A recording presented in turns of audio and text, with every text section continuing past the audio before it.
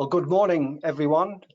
This is the third of Sue Mann's visits to the east of England. She's the RTPI president for this year.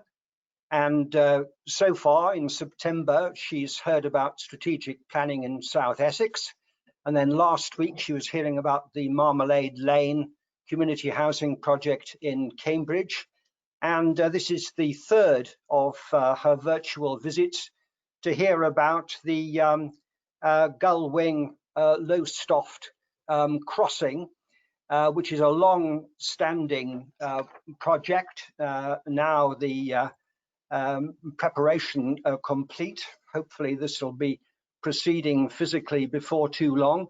It's a national infrastructure project, and we're very pleased that Andrew Pearce, the project manager for Suffolk County Council, can be with us today to explain what has happened, how the project has been managed, how the process set down in the Planning Act 2008 has been gone through. Of course, that's the statute for national infrastructure projects.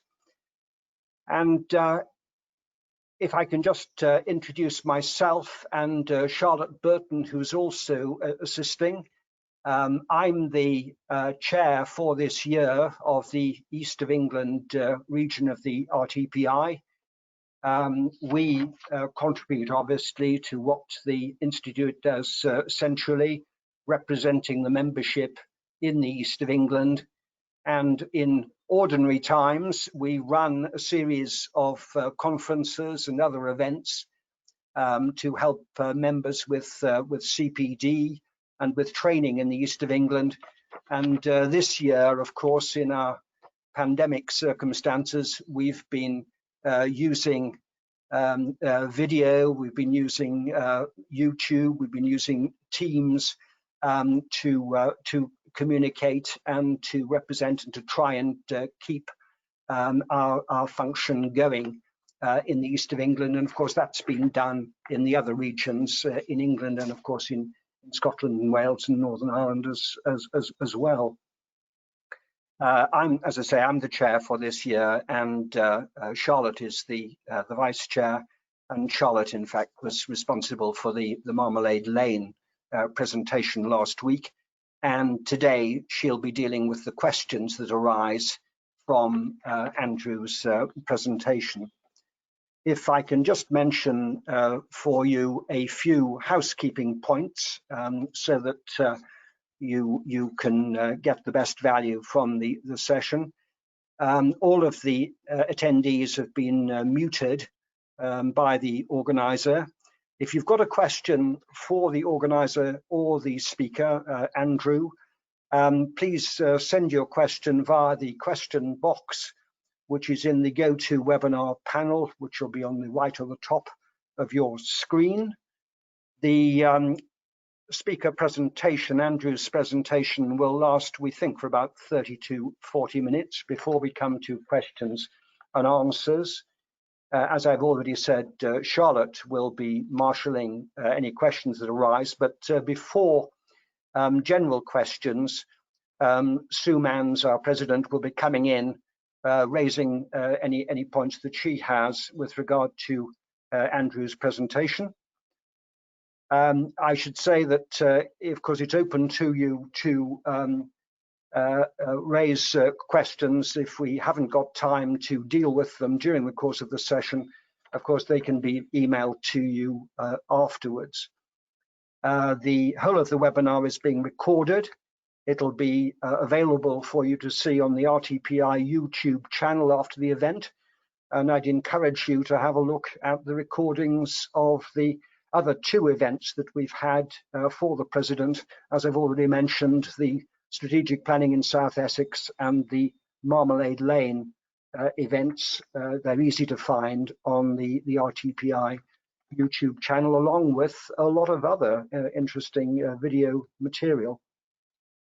Just some IT points. If you lose connection for any reason during the session, do try rejoining via the link which was emailed to you to join the webinar in the first instance.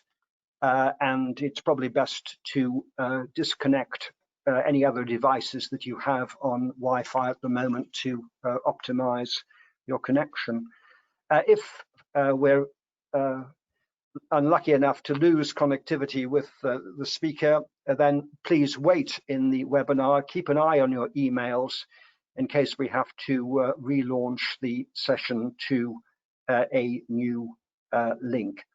And so those are the admin points. As I've already said, Andrew Pearce is the project manager for Suffolk County Council, responsible for this really interesting project, and he's going to give his presentation now. So over to Andrew. Thank you. Thank you, John. Okay. Welcome everybody. Hopefully you can see my presentation screen. So I hope to give you a background, a run through for this project. I'm just struggling with my screen at the minute, just trying to. Yeah. There we go. Okay. Yeah. So welcome. Thank you, John, for the introduction. And I'm trying to give you a run through the project, where we are at the moment, and what's happened so far, and where we're going to over the next few months.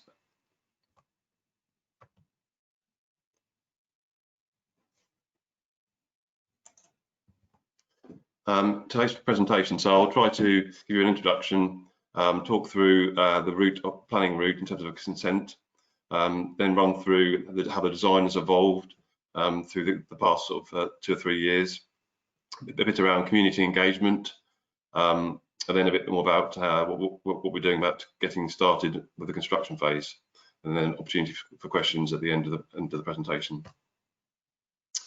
For those of you who are not familiar with Lowestoft, it's the most easterly town in the UK, sort of situated on the east coast, roughly between Ipswich and Norwich. It's the 3rd largest town in Suffolk. So what is the project? So this is a map that shows a bit closer on Lowestoft. You can see that the sea to the east, the port, and the town is sort of split into 2 halves really by Lake Lothing, so inlet harbour, and the project and the town itself is currently facilitated by 2 existing bridges, one on the east coast where the A12 meets the A47, known as the Bascule Bridge, and then on the west side of the town at Mutford Lock, just at the start of the Alton Broads. The town is sort of split in half by the water, and the town centre, the main part of the town centre, is on the north of the town, although there's a lot of housing and activity on the south side, and so the town effectively is split into 2 by the water, and there's historically been a lot of difficulty getting from the north and the south and vice versa. Vessels come and go through the Bascule Bridge, and when the bridges are raised, obviously traffic queues back, and a lot of the problems are around reliability and people not being able to know when the bridges will lift. So there's been a long-standing campaign for a 3rd crossing, and this project is to deliver that 3rd crossing. The red outline on this map, it shows effectively the new scheme, which consists of 2 new roundabouts, one on each side of the lake, and a new bridge crossing, vehicular and pedestrian crossing over the lake, which tie back into the existing road networks on either side, and a new estate road connecting the existing business park here. So in terms of the route to consent, the scheme submitted an outline business case back in December 2015. That was to present the proposed scheme, costing and appraisal, and it gave a very strong benefit cost ratio.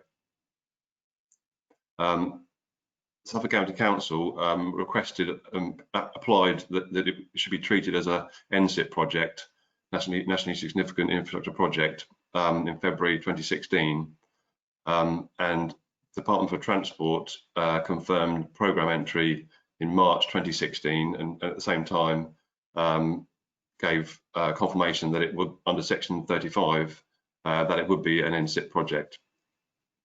That then sort of triggered the planning consent route of Development Consent Order to be the form rather than Town Country Planning Act.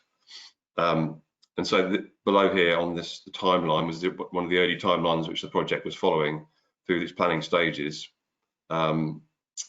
showing at the start the funding granted in March 2016, planning application submitted and accepted 2018, and then hopefully a year later going through public examination, getting a Secretary of State decision by December last year. We would envisage us having a starting on site at the end of last year or beginning of this year. The aspiration being that we would open the project in 2022.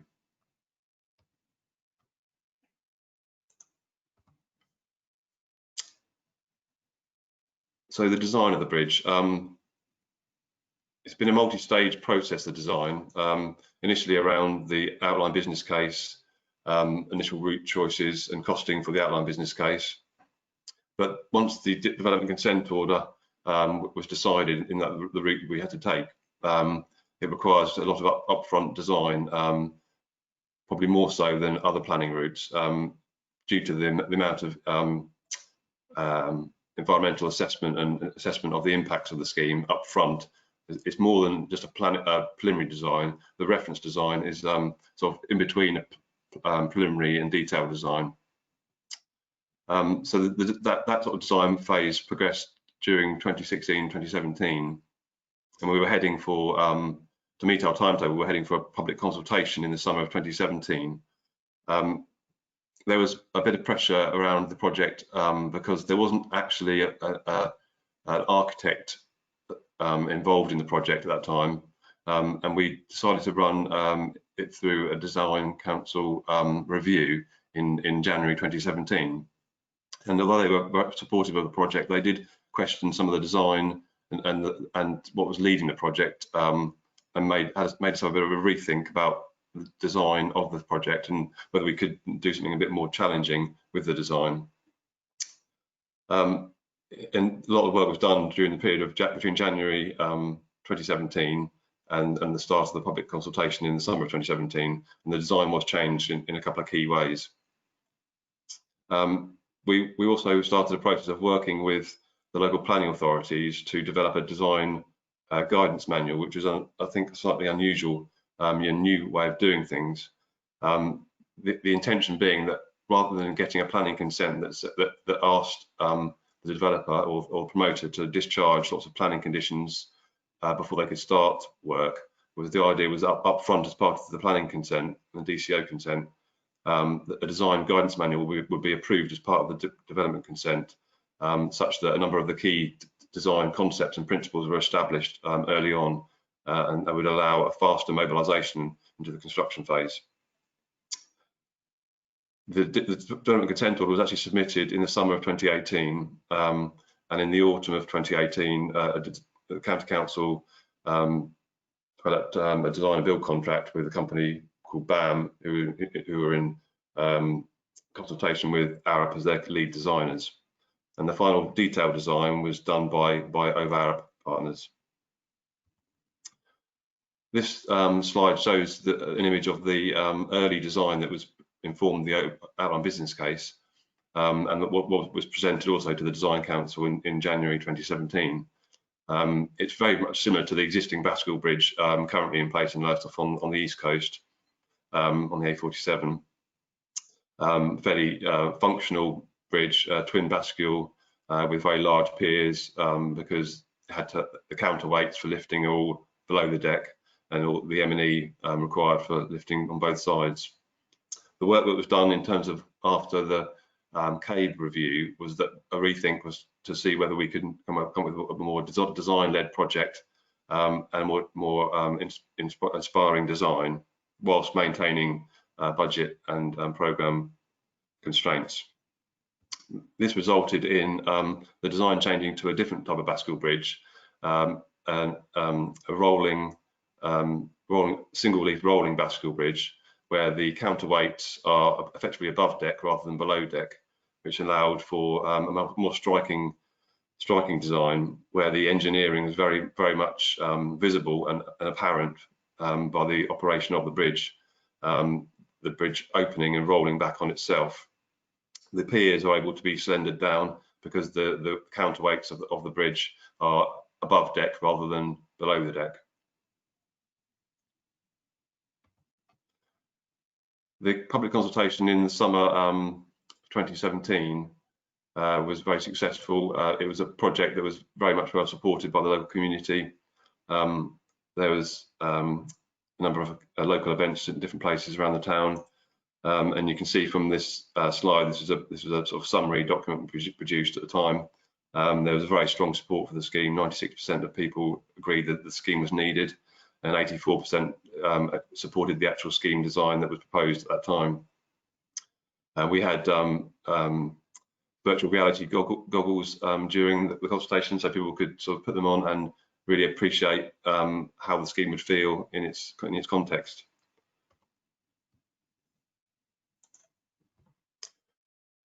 I'm just going to show you an extract of a fly-through, which was done for the public consultation. It gives a really good understanding of the project and its surroundings. The design is slightly outdated now, but essentially it's very similar to what we're now proposing.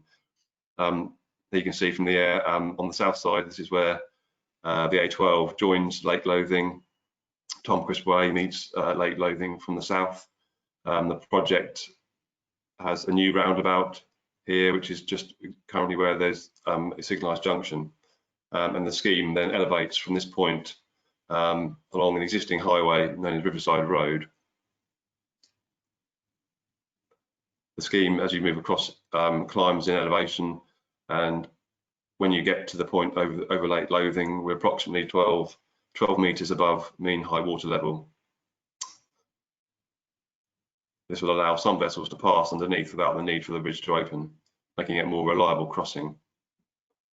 And then the scheme goes across the northern quay run by ABP, and then across the rail line and drops down onto the northern, what we call the northern landing site, where a new roundabout will be constructed, and then tying into Peto Way, existing highway on the north side. There's also opportunity for landscaping. There's going to be some drainage, lagoons, and landscaping on the south side, on the north side, beg your pardon. Some of this public realm area has changed somewhat in detail in the current design.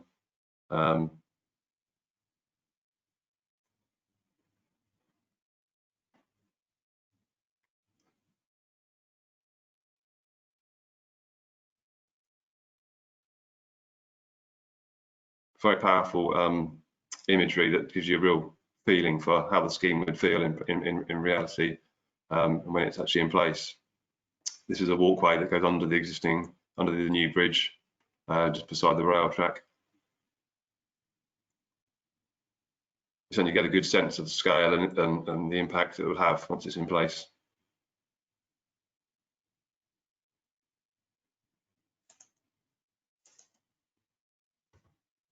The planning application itself was a significant document. There were 15 boxes of folders in hard copy that were submitted to the Planning Inspectorate. It was actually 2 copies of the application, but nonetheless it's a significant weight of documents that were prepared and a huge amount of money spent in all the assessment and technical work that went into it. There's a picture of Peter Aldous, the local MP, proudly getting ready to submit the application with the leader of the County Council and the leader of the District Council, celebrating the milestone.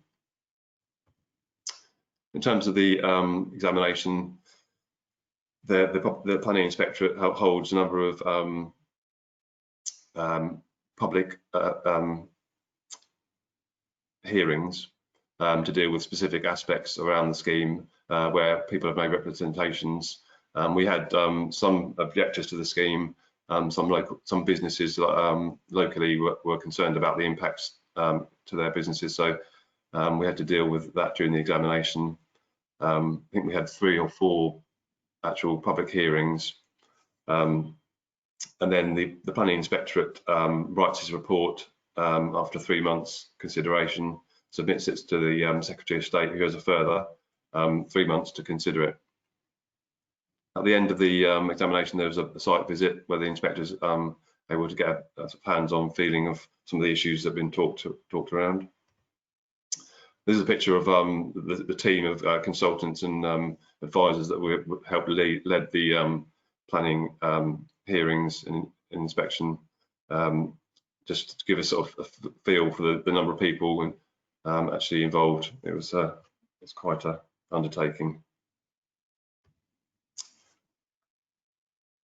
At the end of the process, obviously we were pleased to get a positive outcome. It was not to the original timeframe, unfortunately. This is an extract from the Planning Inspectorate website, where you can see that the project's been decided. The original timeframe was that we were due to get a planning consent by the 5th of December 2019. Unfortunately, the project suffered a delay to this because we weren't able to plan for it, but the general election, snap general election of the 12th of December meant that the government were not actually in place to issue a decision on the 5th of December, and it was delayed, and it was unfortunate we didn't have any real guidance on the amount of delay, and we were left sort of wondering when we were going to hear. But actually we got consent granted on the 30th of April this year. And the box in here, you can see there was some minor tweaks and changes that we requested to the consent order, which the Secretary of State has just issued a correction order dated 26th of October. So that's been processed just recently. The detailed design process. So it was obviously started by Arup consultants through our design build contract we had.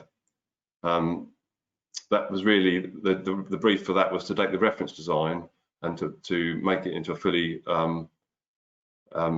approved construction design, detailed design, as we say. So part of the brief was to consider changes that could improve or reduce risk and improve cost for delivering the scheme. And so there was a couple of key changes that were made at that point in time, where we went from a concrete bridge deck to a steel composite, and we also, after a significant amount of analysis, decided to move the blades of the bridge onto the deck from the outside inside. I can show you a picture. We might explain that in a minute. It's obviously a very complicated structure to analyse, and a lot of work was done assessing stresses and fatigue effects of the rolling bascule design. And there was also some concerns about the wind impact loading on the bascule section, because the single leaf, the road that lifts up as it's opening, it forms a huge, effectively a huge sail, wind sail. So there was some concern about whether the structure could handle wind impact, and there was some wind testing done to demonstrate that. The control tower itself was a sort of bespoke design building, and there's significant amount of work went into the design of the control tower. But the design was actually completed in March this year, and at that point we had made the decision to stop the design and build contract and go out to re-tender the project to seek a more commercially based price to deliver the project.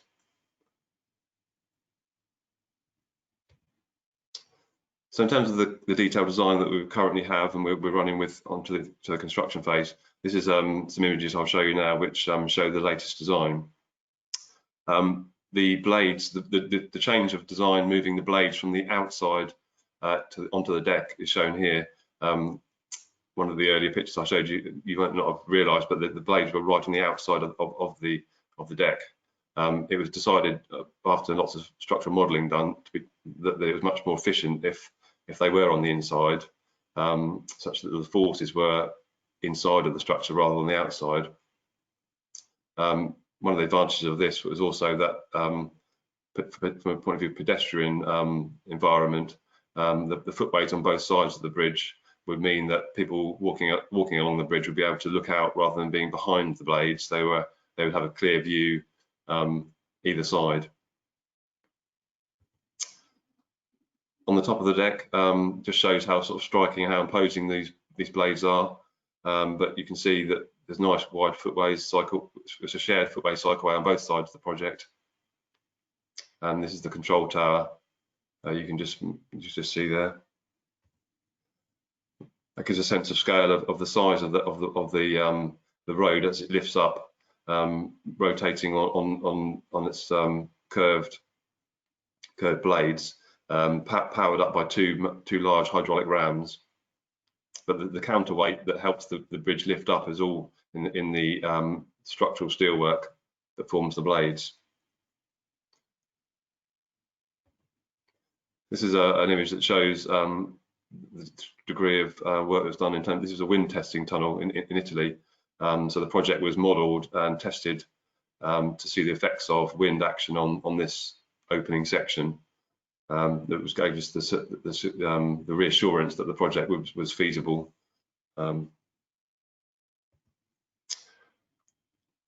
Again, similar, a different view, but shows how imposing that the lifting section will be once it's lifted. It will stick up in the air some 60 meters, be approximately 20 meters wide. And you can see the control tower at this point, quite an interesting design. And we've been working with ABP, who are the Harbour Master and Port Authority. It's an intention that the ABP will probably operate the bridge on behalf of the County Council, and we've been working with them to agree the design of the control tower with their experience and knowledge. And so we modelled the inside of the control tower as well to help them. This is a view from inside of the control tower, looking eastwards, to help them see what visibility and perspective they would have from inside of the control tower. One particular thing that changed is, as a result of this, you can see here this pillar that was in the original design presented a bit of a problem in terms of visibility, looking for vessels coming from the east, and the same on the west side. After this, we decided to change the design to remove this obstruction, extend the glazing further back so they had a clearer view up and down the lake. That's looking to the west towards Alton Broad. In terms of community engagement, there's been lots of community engagement already on the project. During the design process, we started to work with local primary schools, trying to engage them into some of the engineering aspects of the bridge. So we did some workshops with local primary schools. Some pictures there from some of the activities we organised. And also we decided to involve them in the bridge naming competition. So we decided to run a competition asking primary schools to take part, to come up with what they thought were the suitable names for the bridge. We had quite a lot of input and reaction to that. And we shortlisted a list of approximately 20 names, and the Gull Wing was the one that was just chosen by the panel we chose as the scheme name. So there's the winning pair of people that submitted their name, and again we've got the leader of the County Council, and Peter Aldous, and the local councillor proudly involved as well. Future community engagement. So the intention is that we will do and maximise as much as we can on the project, delivering the scheme, to engage with the community, maximise the benefits for people in Lowestoft and the community and businesses alike. The new contract which we're about to let with our new contractor includes requirements for a community benefits coordinator on the project, to make sure we maximise local skills and employment opportunities. We have agreed that there'll be eight new and supporting 2 existing apprenticeships on the project.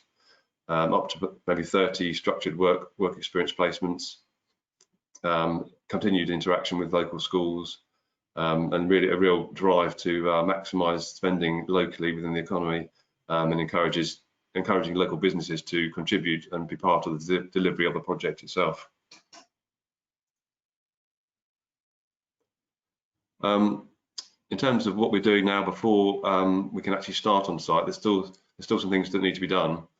We have provisionally appointed a company called Farron's Construction to build the bridge. We aren't able to sign the contract quite yet until we have final approval from the Department for Transport. The full business case was submitted in early September, and we eagerly await confirmation that everything is in order and the money will be forthcoming. So the full business case was we're confident that it's a good case. It has strong positive benefit cost ratio, and hopefully it's just a formality. So that's the big thing we're waiting for now. That would then allow us to sign the contract with for the construction, a contract worth around £76 million.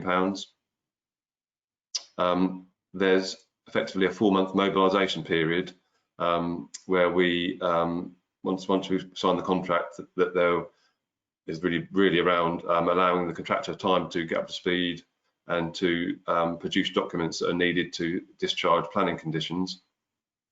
And that process takes 3 to 4 months. We've also got to issue landowner notices to get and acquire give notice to obtain the land which we need to deliver the scheme. That also takes about 3 months. So provided we are in a position to sign the contract in November, which is our current aspiration, this timetable will kind of follow. We need to discharge planning conditions for Code of Construction Practice and Section 61 for noise, and then we also have to do some baseline monitoring around noise, air quality, water quality and traffic impacts, which are all commitments we've given as part of the DCO. So that would give us a start on the ground. We're looking to start March, April next year, and all being well, we would hope to complete the project during 2023. That's all I have to show you in terms of the project. Hopefully that's been useful. Any questions? We've got a new website and email address with the Gull Wing name a part of. We'll be obviously publicising social media stuff as we progress towards the start of the construction stage. And it's our intention that we'll be having a time-lapse camera on the project during the build process, so we'll be able to provide a fast, speeded up video of the construction of the bridge once it's all happened. Okay, that's everything from me. Andrew, thank you very much. Very clear, and certainly from my viewpoint, very interesting. I think Sue was going to come in now with any questions and observations that she has before we have general questions. Yes, thank you very much for that, John, and thank you for the opportunity to come in. Andrew, thank you so much for that. It was really, really interesting. I don't know about you, but the Gull Wing, I initially, when I saw that shape, I thought, well, that's why it's been named, the shape actually of the bridge, that bit that tilts, that actually reflects to me a gull wing. And then to see that it had come through the schools was wonderful. There was a couple of things that really, really jumped out to me that you said that I thought I just wanted to pick up on if I could. First one was the influence of cave and the design, and you know, the extent to which, I mean, it clearly made a major impact. That it's how do people react when you first get a response like that? You think, oh no, I've spent all this time designing this, but actually you then look back and say, well, yeah, there was an awful lot in that, and we've got it right now. So that's the sort of first question. And the other one I'll come back to perhaps in a minute, which is about the engagement. Yeah, I think you're right. I mean, at the early on in the project, everything was very much focused about delivery, timetable, budgets, and I think the mindset was that, you know, there wasn't perhaps the scope to think outside the box in terms of design, because we were up to a very, very tight timetable in terms of delivery. And so the initial reaction from CABE was that the project was too much focused around program and price, I think, without stopping to think what could be, whether the design-led approach could be was there space for that, and was there ability to do something more interesting with the design. And I think it was really useful that they came on board at the time they did. There was just, I mean, and there was just enough time to, I think we had about 6 months where we were able to have a rethink, look at the options for changing the design. We did actually get an architectural advisor on board at that time to help us look at different options and look at ways of changing the design. We obviously had to have a very strong mind of any changes to the design and how much it would have an impact on the cost. So although we were nervous initially, I think in terms of whether we could deliver a project like this for the cost, for the similar sort of price, we had to do lots of work to demonstrate that the changes, although they were significant in terms of design, weren't significant in terms of increasing the costs, which we did do. But it was a little bit touch and go initially, whether we would gone down a road which we perhaps couldn't deliver on.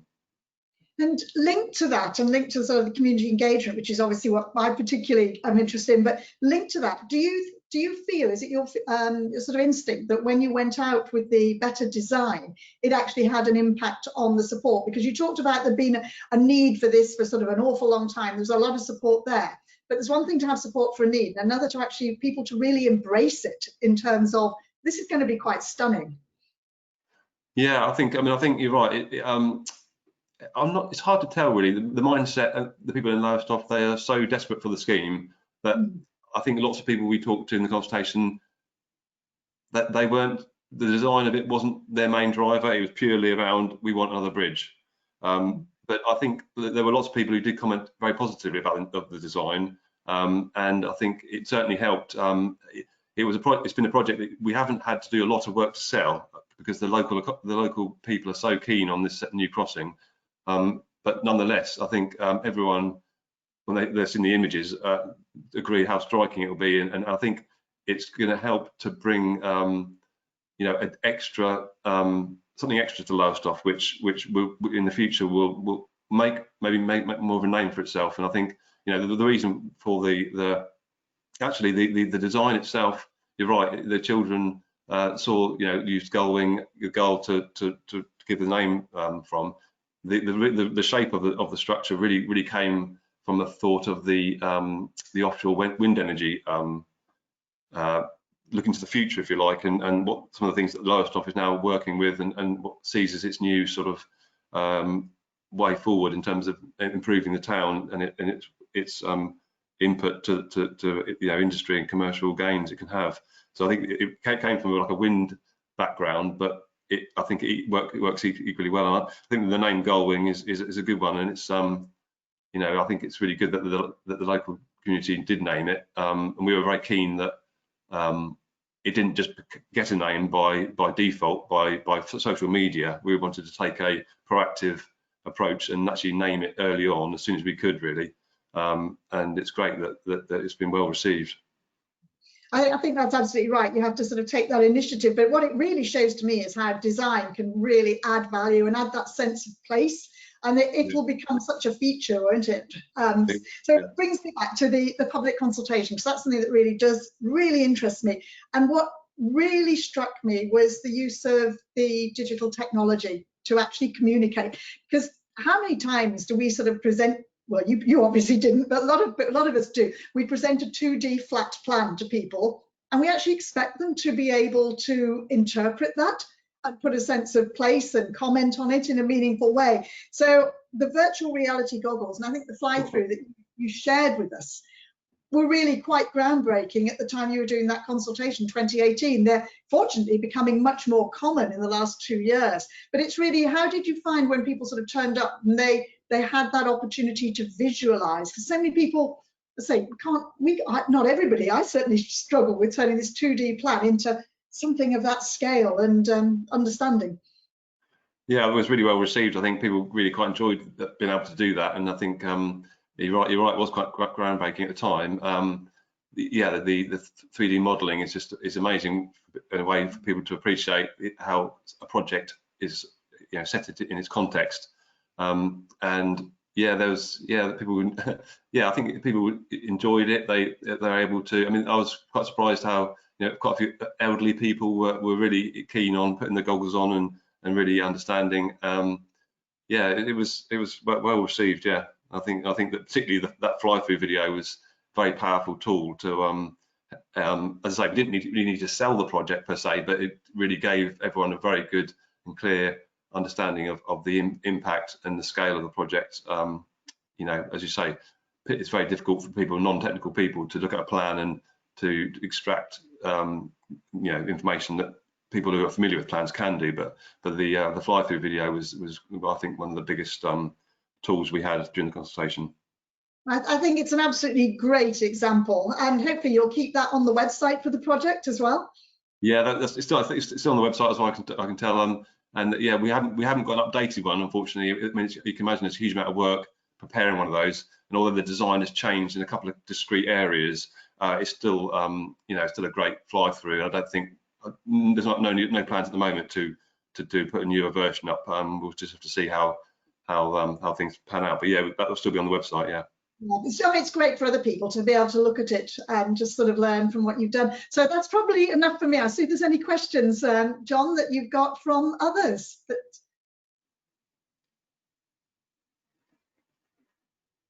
Yes, I think Charlotte's going to be marshalling the questions. Yes, thank you, John, and thank you, Andrew, for a really interesting presentation. We've had questions around the design and the use of virtual reality. And just to come back to the design process, there's a question around, do you think that the front loading of the design of the bridge resulted in a smoother planning application process? And I wonder if you could talk around as well the preparation of the design guidance manual, what that entailed, what it covered, and the length of time that it took to produce that document. Okay. Yeah, it's a tricky one. I think the development consent order process, that means the amount of assessment that's necessary to submit an application, in some ways is a good thing. Obviously it's done to, I think, speed up the process, means that you haven't got to do so much planning conditions that follow a consent, perhaps. I think on this project, one of the problems with it is it forces the promoters and the designers of the project early on to make decisions about things that can constrain people further down the line, for example. So you're trying to decide how much land you need, how big a certain thing might be, before you've actually probably got a full enough understanding of the technical challenges around constructing some of this stuff. So I think we found that when we were in the detailed design phase, there were some areas where if we'd have known things that we knew then, we would have changed things in the application, and so we were sort of hampered a little bit in some areas. Fortunately, it didn't cause us show-stopping issues, but it probably might have increased some costs in some areas where if we'd have done something different, we could have. But it's an experience thing. So I think but it does force your hand a little bit earlier than perhaps ideally. That's one of the negative sides of it. It's hard to know how. You haven't got a direct comparison if you've done this a different way under a different planning to sort of be certain, but I think it speeds things up. I mean, yeah, I think it's the idea is it gives the sort of certainty for delivery, and as far as I can tell, that's correct. I mean, that's a good thing, obviously.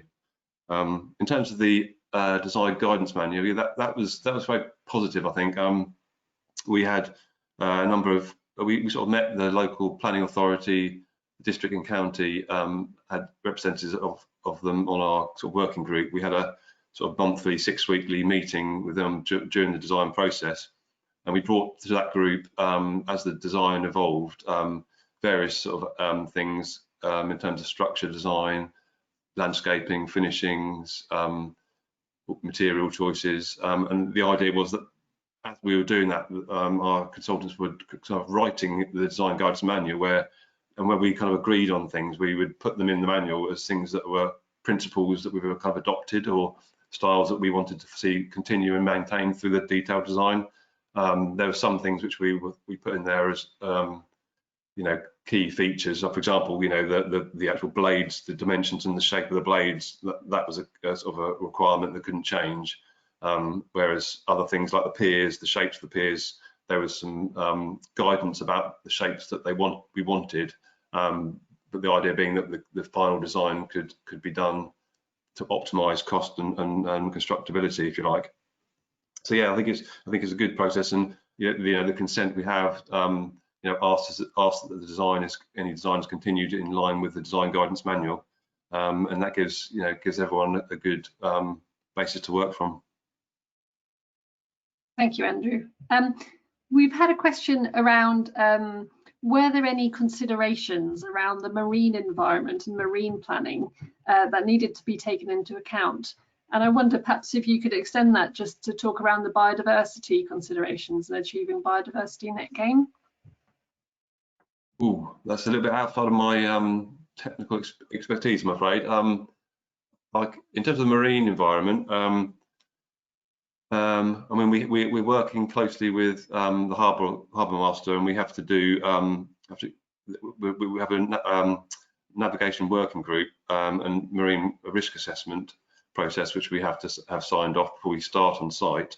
That's more around sort of vessel safety and navigation safety. In terms of biodiversity, I mean, the environmental assessment that was done as part of the application covered all that in accordance with consultation with the Environment Agency and Natural England. That's not my area of expertise. I can't really give you much detail around that, I'm afraid. Sure, thank you. A third question has been around this project has obviously been quite a long time in kind of gestation, and just wondering what has been the main catalyst for it happening now, if you were to try and pinpoint one or two factors that might have been responsible for the project coming along at this time. There was prior to 2015, there was a local campaign by a couple of local businessmen, which kind of gained quite a bit of interest with the county council. And I think the stimulus that meant the county council decided to submit a business case to deliver the project was off the back of some campaigning and local sort of meetings set up about the bridge. And then there was a ministerial visit by David Cameron in 2015 to Lowestoft. I'm not sure what caused that. I would suspect it was in relation to forthcoming elections. But somebody got his ear, and he gave a commitment to the town that a third crossing would be delivered, and that basically gave the county council the sort of comfort that submitting a business case would receive a positive outcome. There was some funding, infrastructure funding pots available, and I think we were advised that this project could be suitable for that. So it was a kind of combination of a bit of local action, followed by good timing of a political minister visit, which sort of stimulated the trigger. Yeah, that's what I'd say. Thank you. And it's a linked final question, is just around what do you think was the key to getting member support? It seems that there's lots of support for it politically, and what was the key for that? Thank you. Well, I think it has got cross-party member support. I think everyone can see that Lowestoft is desperately looking for something to help stimulate growth, and although people recognise the transport benefits, the connectivity benefits, it's not just about that. I think in these current times, I think people are very much keen to look at a way to help the town sort of stimulate its regeneration. And I think it's a combination of those things, really.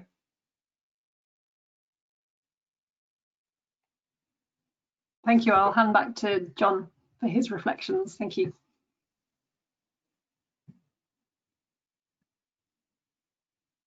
Andrew, thank you very much. I've thoroughly enjoyed that. It's as I said in introducing the session today, this is really an interesting complement to what we've heard previously in Sue's other two visits to the east of England. And it's excellent that Sue has a particular interest in infrastructure projects and in the community involvement aspect of it. I was really struck by two aspects of this. I mean, first, that really this was a project that had found its time. Obviously, it's been something that's been outstanding as a hope for a long time, but the need for regeneration and political interest, as you've just been indicating, came together, and it's been very interesting to hear about the case for the project, the planning of the project, and to me of particular interest, the way in which you decided on a change of design. I mean, it was a perfectly functional two-leaf bridge that was being put forward first, but it was a standard bridge. And what has been designed and what is going to be built, all being well, fairly soon, is an outstanding piece of civil engineering. It's got a real style to it. And while style isn't always something that is going to necessarily assist with regeneration, one would hope that the style of this, together with the improved connectivity between the north and south sides of Lowestoft, will do something additional to put Lowestoft on the map. So excellent, and thank you very much for the clarity of your presentation. Like Sue, I particularly enjoyed the fly-through presentation. I mean, how much easier that makes it for interested members of the public to comprehend what's intended. And I'm sure that must have been something that really consolidated support for the whole of the project. So thank you very much again, Sue. I hope you've enjoyed your third visit to the east of England. Thanks. I very much have. Thank you very much, John. And just to say on that, when you mentioned, Andrew, that this was the most easterly point in England, I suddenly thought about one of the visits I did a couple of weeks ago. It's the wonder of a virtual world, but I was actually at the most westerly point of England. So I visited the Scilly Islands remotely and then hopped over to Jersey and Guernsey. So it's absolutely fantastic that it came together. And it really was fascinating. And I think the future of this and the impact that it will make on the town and on the way people look at it, it is going to be so positive, as John mentioned, in terms of design. That's going to be really memorable. People will want to associate, people will use the title Gull Wing Bridge. But also I was very struck by your ongoing engagement during construction. And that equally will be so important and will sort of bring together those benefits. And I think it'll make it very, very special as a project. Really do. So thank you so much for sharing that. Thank you. You're welcome. Sue, thank you very much again. Andrew, once again, mustn't forget, of course, Charlotte, thank you very much for marshalling the questions. And of course, again, as always, to Stacey for dealing with the administration as efficiently as ever. So that concludes our session, subject just to one point. I'm asked to remind everyone that there'll be a feedback survey, which will launch immediately after the session. And we'd very much ask you to take time to answer the questions. So thank you all very much, and have a good rest of the day. Thank you.